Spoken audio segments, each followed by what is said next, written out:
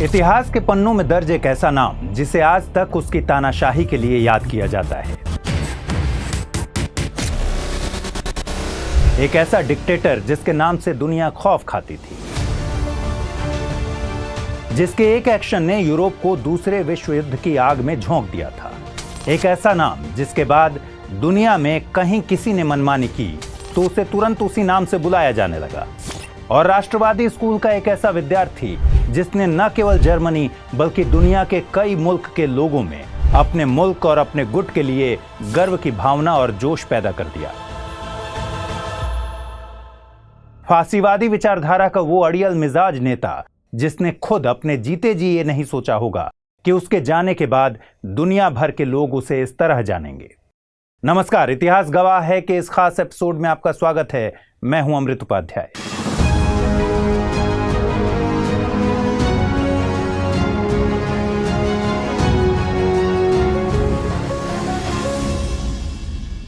आपने कई बार राजनेताओं को एक दूसरे पर आरोप लगाते हुए यह जरूर सुना होगा कि वो अब हिटलर बन चुके हैं या वो नेता अपने यहां का हिटलर है। आज के इस एपिसोड में हम अडोल्फ हिटलर की जिंदगी के अलग अलग किस्सों को जानेंगे कि क्यों हिटलर यहूदियों की जान लेने पर तुला रहता था। ये भी समझेंगे कि मध्य यूरोप का ये तानाशाह रूसियों से क्यों खार खाए हुए था, और बात करेंगे उस छोटे से किस्से की जिसमें हिटलर का जिक्र भारत के साथ भी होता है। लेकिन सबसे पहले देखते हैं हिटलर का निजी जीवन कैसा था। अडोल्फ हिटलर का जन्म 1889 में ऑस्ट्रिया और जर्मनी की सीमा के पास बसे एक छोटे से नगर ब्रोनो-एमिन में हुआ था। हिटलर एक मध्य वर्ग के परिवार से ही आता था क्योंकि उसके पिताजी एक कस्टम अधिकारी थे। हिटलर का अंदाज जिस तरह अग्रेसिव था, उसे देखकर लगता था कि उसमें कहीं ना कहीं उसके पिता की छवि दिख रही हो। उसके पिता अलोइस को भी कई जगह बहुत डोमिनेटिंग नेचर का बताया गया है। हालांकि बचपन में अडोल्फ हिटलर का स्वभाव अपने पिता से बिल्कुल अलग था। 1908 में अपनी मां क्लारा की मौत के बाद हिटलर अपने करियर के लिए वियना चला गया। उसका ख्वाब एक आर्टिस्ट बनने का था। वियना में उसने पेंटिंग की लाइन में आगे बढ़ने का फैसला लिया। वो पैसे कमाने के लिए अपने हाथों से बनाई हुई पेंटिंग्स बेचता था। उसने अपनी पेंटिंग्स में ज्यादातर या तो ऑस्ट्रिया की आधिकारिक इमारतों या फिर कुदरत को दिखाया। Winter clock tower, Vienna state opera house और स्क्लॉस वेलवेद्रे जैसी कुछ पेंटिंग्स हिटलर ने खुद अपनी हाथों से बनाया था।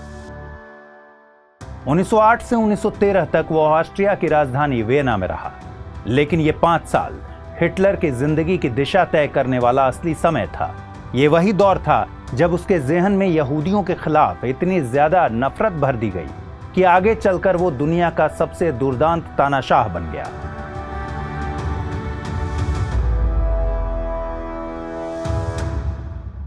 एक कलाकार कैसे लाखों निर्दोष लोगों का शिकारी बन गया, इसकी कड़ी हम आगे जोड़ेंगे। हिटलर के जीवन के ये 5 साल काफी अहम माने जाते हैं। इन कुछ सालों में हिटलर की मनोदशा कुछ ऐसी बदली कि उसने अपनी मातृभूमि के लिए कुछ कर गुजरने की ठान ली। दूसरे दशक के ये शुरुआती साल यूरोप के लिए भी काफी नाजुक थे, क्योंकि यही वो दौर था जब पहले महायुद्ध की पटकथा लिखी जा रही थी। यूरोप के लगभग सभी देश गुप्त संधियों में लिप्त थे। एक दूसरे के खिलाफ नृजातीय और धार्मिक दुश्मनी पनप रही थी और युवाओं के भीतर राष्ट्रवाद का जहर घोला जा रहा था। जर्मनी के युवा भी इससे अछूते नहीं थे। इधर हिटलर अपने आर्टिस्ट करियर में लगभग फेल हो चुका था और अब सेना में अपना योगदान देकर जर्मनी के प्रति अपनी वफादारी को जीना चाहता था। इस इरादे से वो 1913 में वियना छोड़कर जर्मनी के शहर म्यूनिख पहुंचा। म्यूनिख उस वक्त बवेरिया साम्राज्य में आता था। हिटलर ने बवेरिया के राजा लुडविग तृतीय से अर्जी लगाई कि वो उसे सेना में अपनी स्वेच्छा से सेवा करने का मौका दें। 1914 में पहले विश्व युद्ध का बिगुल फूंक दिया गया था, लिहाजा जर्मन सेना की तरफ से हिटलर को इस युद्ध में शामिल होने का मौका मिला।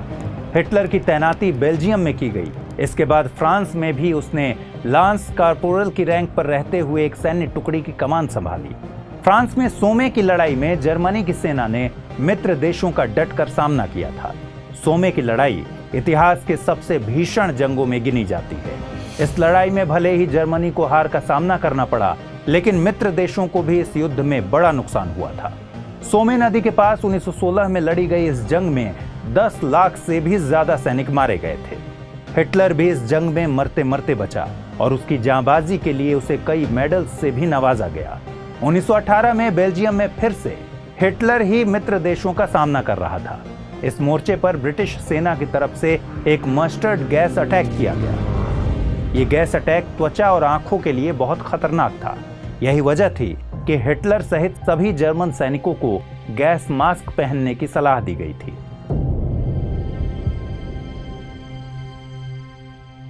यहीं से हिटलर के जिंदगी से जुड़ी एक रोचक कहानी निकल कर आती है। आपने जब भी हिटलर की कोई तस्वीर देखी होगी तो उसकी मूंछों पर जरूर ध्यान गया होगा। हिटलर की मूंछें इतनी फेमस हुई कि लोगों ने इसे स्टाइल बना दिया और खुद उस स्टाइल को रखने लगे। हिटलर की मूंछें एक टूथब्रश की तरह दिखती थी।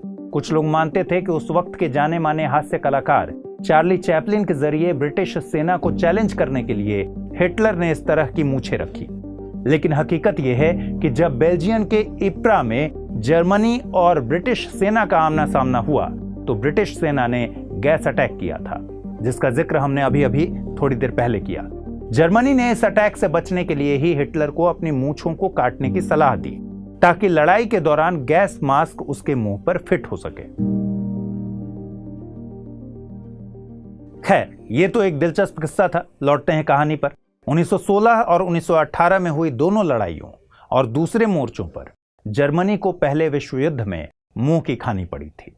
हिटलर को हार का सामना करना पड़ा था, लेकिन इस हार ने जर्मनी और हिटलर के रसूख को बढ़ाने में बहुत बड़ी भूमिका निभाई। हार के बाद हिटलर तिलमिलाया हुआ था, लेकिन उसने लोगों में और सेना के जवानों में जोश भरना बंद नहीं किया। उसके भाषण काफी जोश से भरे रहते थे। हिटलर ने कहा, if you win you need not explain, if you lose you should not be there to explain. यानी अगर आप जीतते हैं तो आपको कुछ भी बताने की जरूरत नहीं है, पर अगर आप हारे तो आपको कुछ भी समझाने के लिए रहना ही नहीं चाहिए। यानी इशारा सीधा था, जीतो तभी जिंदा रहो।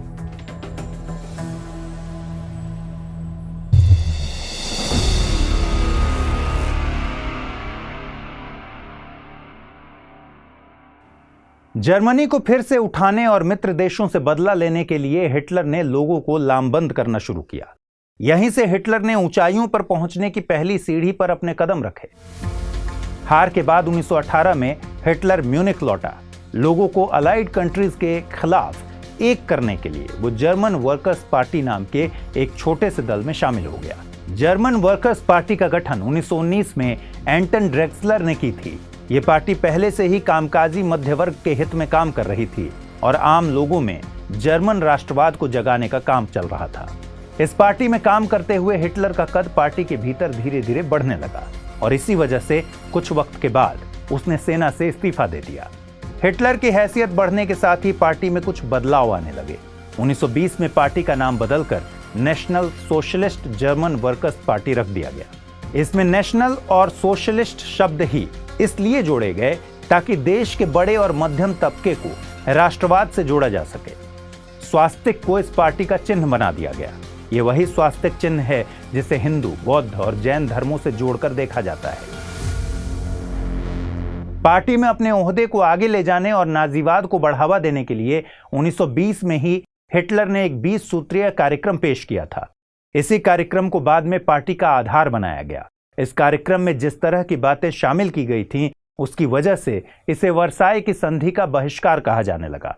यहीं से जर्मन लोगों को जर्मनी के क्षेत्र को विस्तार देने के लिए उकसाया गया। हम कहानी में आगे बढ़ें इससे पहले हमारे लिए जरूरी है कि हम वर्साई की संधि की इस पहेली को भी समझ लें, जिसके तार हिटलर के एक डिक्टेटर बनने से जुड़े हैं। दोस्तों, साल 1918 के खत्म होते होते तक यूरोप के लगभग सभी देशों ने दम तोड़ दिया था। आखिरकार बड़ी त्रासदी के बाद नवंबर के महीने में पहला विश्व युद्ध भी खत्म हो गया। युद्ध में मित्र देशों की बड़ी जीत हुई और जर्मनी और उसके साथी देशों को मुंह की खानी पड़ी। जर्मन हार चुके थे, लेकिन पश्चिमी खेमा अच्छे से जानता था कि अपमानित हो चुके जर्मन लोग बदला लेने की कोशिश जरूर करेंगे। इसलिए मित्र देशों ने बड़ी ही चालाकी से एक शांति संधि तैयार की। अगले साल के जून महीने यानी जून 1919 में फ्रांस की राजधानी पेरिस से कुछ किलोमीटर दूर पश्चिम में स्थित पैलेस ऑफ वर्साई में मित्र देशों, उसके साथियों और जर्मनी की बैठक बुलाई गई। एक तथाकथित शांति संधि पर इन सभी देशों ने दस्तखत किए कि वर्साई की संधि जनवरी 1920 से लागू होगी और नीचे लिखी गई शर्तें जर्मनी को माननी ही होगी। शर्तों में कुछ ऐसा था कि हिटलर सहित सभी जर्मन्स को बेइज्जती महसूस होने लगी। हो भी क्यों ना, शर्तों में कुछ था ही ऐसा। शर्त थी कि जर्मन सेना अब 1 लाख से ज्यादा सैनिक नहीं रख सकती। शर्त थी कि मित्र राष्ट्रों को इस युद्ध में जितनी भी क्षति हुई, जितना भी नुकसान हुआ, उसकी भरपाई जर्मनी करेगा। चूंकि युद्ध के दरमियान जर्मनी ने फ्रांस के लोहे और कोयले का खूब इस्तेमाल किया, इसलिए कोयले से भरे जर्मनी के सार क्षेत्र पर अगले 15 सालों तक फ्रांस का कब्जा रहेगा। संधि के तहत जर्मनी के अधिकार वाले देशों को मित्र राष्ट्र के अधीन कर दिया गया। प्रशांत महासागर में मौजूद जर्मनी के अधिकार वाले तमाम द्वीपों को भी मित्र देशों को दे दिया गया। अफ्रीका में मौजूद उसके उपनिवेशों को उससे छीन लिया गया ताकि आर्थिक मोर्चे पर भी वो पस्त हो जाए।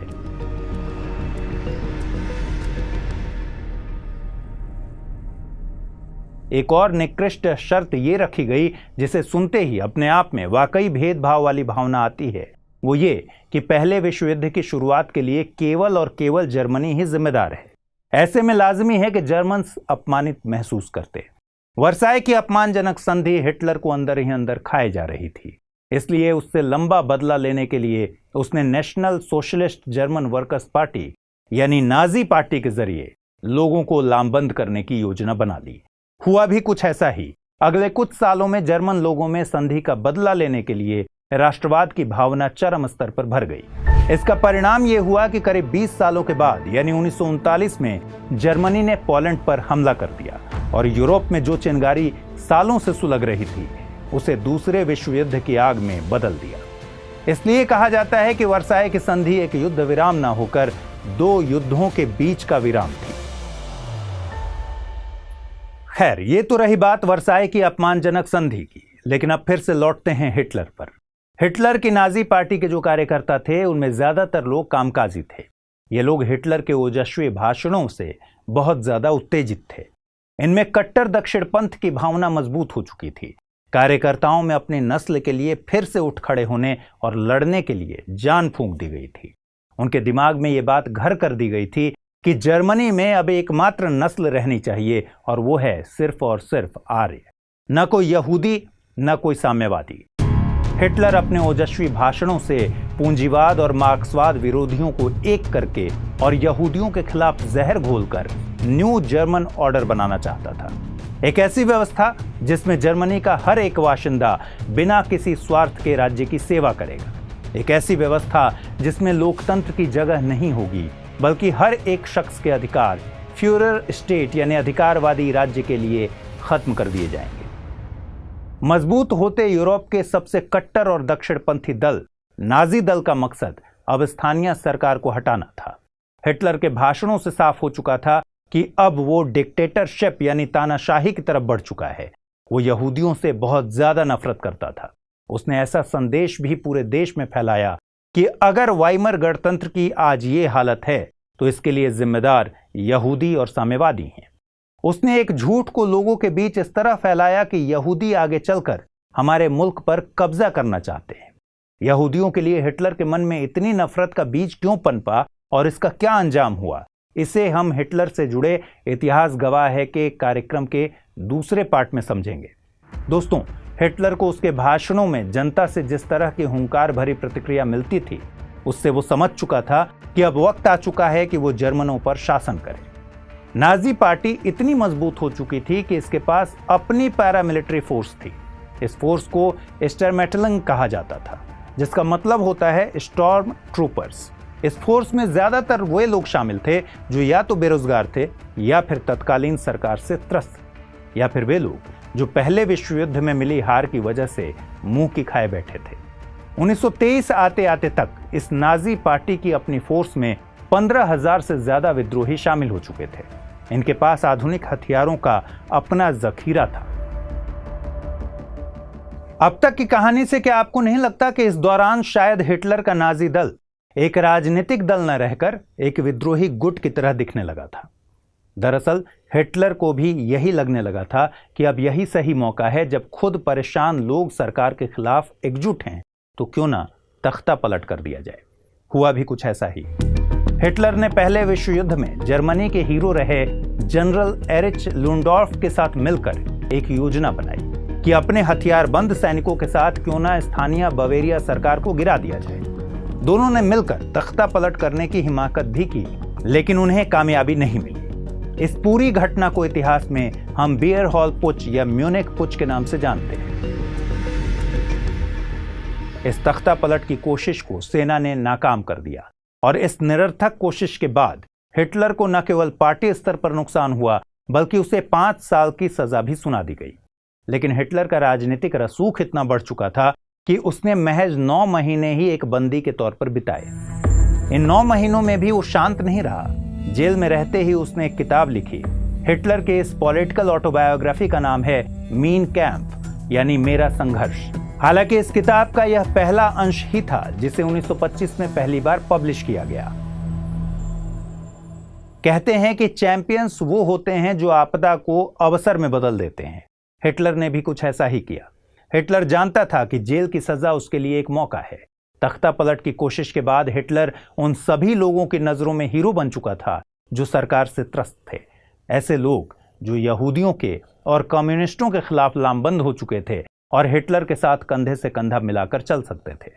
हिटलर के पास जर्मन्स का मोरल और इमोशनल सपोर्ट था। वो ज़हनी तौर पर इस बात के लिए तैयार था कि अगर इस वक्त वो अपने विचारों को जनता तक पहुंचाना चाहे तो ये उसके लिए बहुत आसान होगा। उसने जेल में रहते हुए लिखी अपनी किताब में नाजियों को सर्वोपरि मानने और यहूदियों को दुश्मन मानने जैसी बातें लिखी।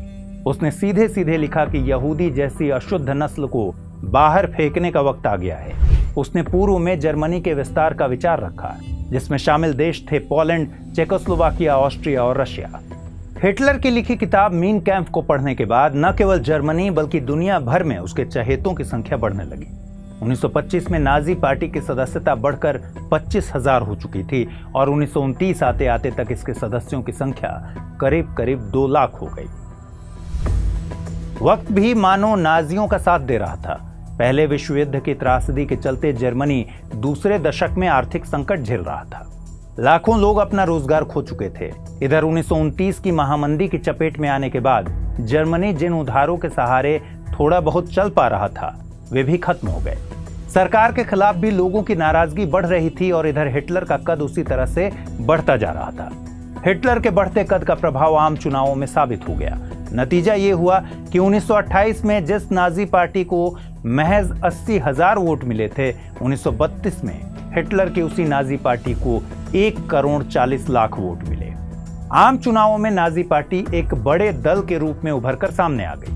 उसे लगभग 37% वोट मिले, जिसके दम पर राइक्सटाग में वह 230 सदस्यों को लेकर पहुंचा। राइक्सटाग जर्मनी की जानी मानी इमारत है, जहां बुंस्टाग यानी फेडरल असेंबली के निचले सदन की बैठक होती है। उस वक्त इस असेंबली में 608 सदस्य हिस्सा लेते थे, जिसमें से 230 सदस्य अकेले नाजी दल की तरफ से जीत कर आए। इन चुनावी नतीजों के बाद ही हिटलर के हुक्मरान बनने का सफर शुरू हो गया और शुरू हो गया वो अध्याय जिसकी वजह से पूरी दुनिया आज भी हिटलर को अब तक का सबसे खूंखार और दुर्दांत तानाशाह मानती है। अपने 13 साल के पूरे करियर में हिटलर के दिमाग पर सत्ता का बुखार ऐसा चढ़ा था कि उसने एक के बाद एक बड़े हत्याकांडों को अंजाम दिया। फिर चाहे वो the night of long knives की घटना हो या फिर द हॉलोकॉस्ट की ऐतिहासिक घटना। दूसरे विश्व युद्ध की शुरुआत भी आखिरकार हिटलर के अड़ियलपन से ही हुई। इन तीनों ही ऐतिहासिक घटनाओं के बारे में हम अगले एपिसोड में बात करेंगे। आज के लिए इतना ही रखते हैं। बहुत जल्द हिटलर का दूसरा पार्ट हम लेकर हाजिर होंगे और आप उसे जरूर देखिएगा, क्योंकि उसके किस्से आज से भी ज्यादा रोचक होंगे। और स्टडी IQ IAS हिंदी को लाइक, शेयर और सब्सक्राइब करना मत भूलिएगा। फिलहाल मैं अमृत उपाध्याय आपसे विदा लेता हूं। जल्दी मिलते हैं हिटलर पार्ट 2 में।